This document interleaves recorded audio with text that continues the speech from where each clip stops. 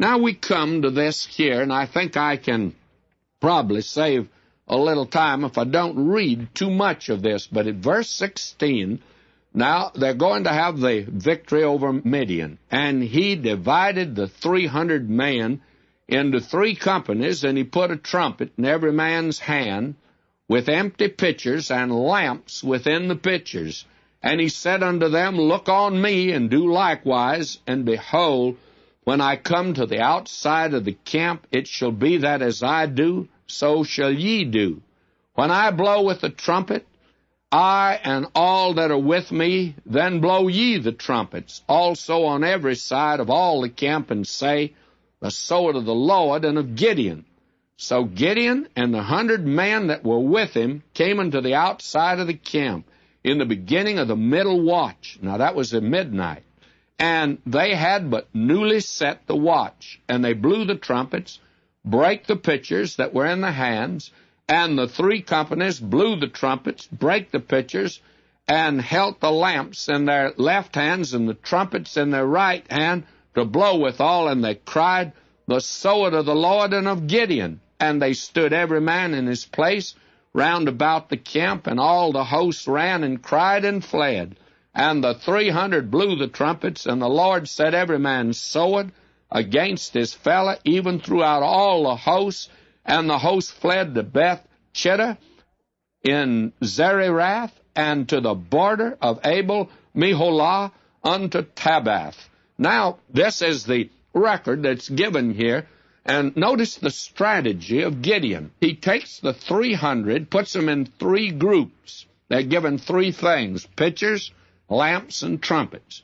Now, the lamps are put down in the pitchers, and that means that the light went up so that they could not see it. You know, light, when it's put up at night into the sky, you don't see anything around you at all. And this was the thing they did, and then they took trumpets. And they talk about the trumpet of the Lord and the trumpet of Gideon, fine. But the interesting thing is that they said it was the sword of Gideon, but there weren't any swords. Now, you will recall the Midianites were a nomadic people. This is something that the scholarly work of Bernie Musel, Breasted, and Garstan, they all tell about the fact that at this time there were these nomadic tribes of the desert that began to raid the land of Israel and to seize the crops and their supplies.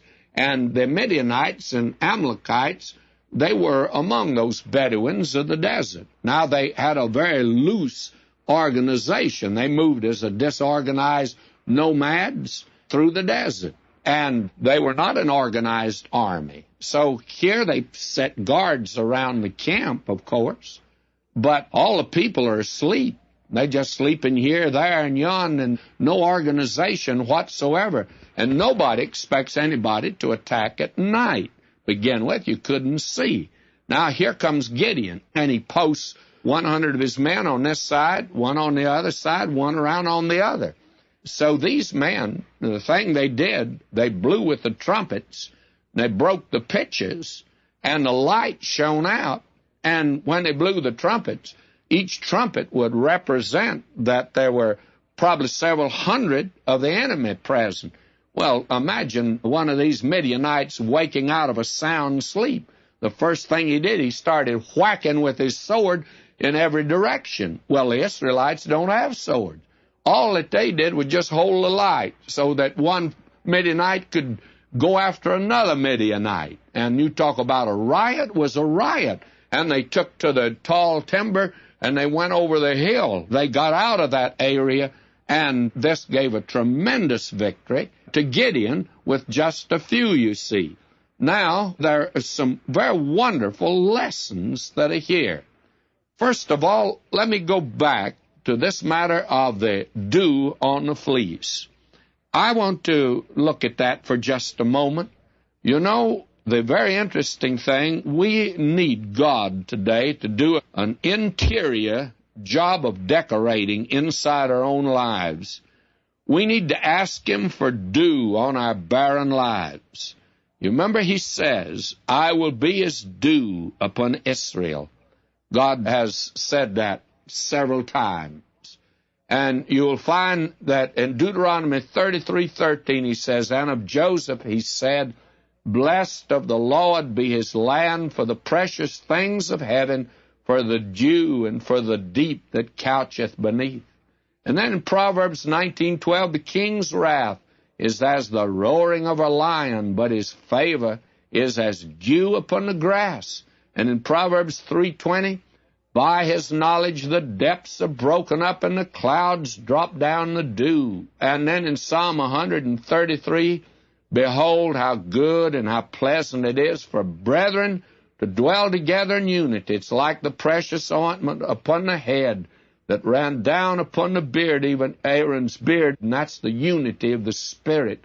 By the way, the filling of the Spirit went down to the skirts of his garment, as the dew of Hermon, and as the dew that descended upon the mountains of Zion. For there the Lord commanded the blessing, even life forevermore. And God has blessed in that way. And we need that touch. We need a fresh touch. We need the fresh touch like dew upon the rose bud and the grass in the morning. And we need a tender touch. You remember in Hosea 14, verse 5, I will be as dew unto Israel. He shall grow as the lily and cast forth his roots as Lebanon. Well, the lily is delicate, and he'll come down like rain upon the mown grass.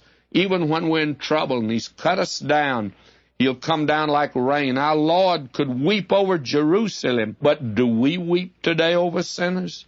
The publican could smite his breast and cry out about his sin, but what about us today? We need a touch from God. We need a touch from God that'll make us stable and strong and rooted and built up and grounded and settled, as Paul said to the Colossians. And the psalmist said in Psalm 57:7, my heart is fixed. O God, my heart is fixed. And Paul could say, from henceforth, let no man touch me.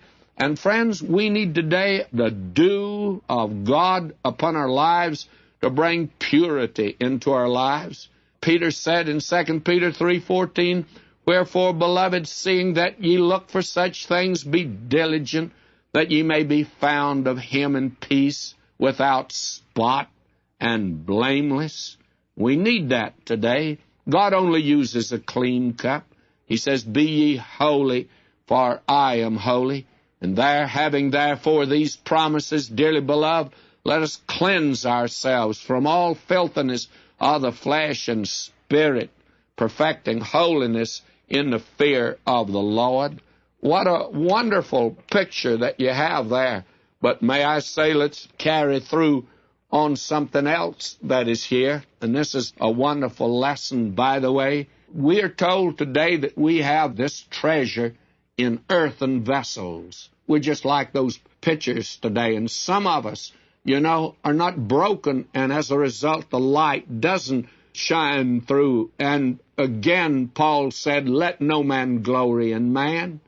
It's not our light that should shine, but the light of Jesus Christ should shine through us, and it can only shine in a broken life. Ye shine as lights in the world, Paul said to the Philippians. And then if the trumpet give an uncertain sound, I tell you, we need to be clear and clean today in our living, friends. What a message is here, a spiritual message in the story of Gideon, the man that God used. And he was a coward, but God used him.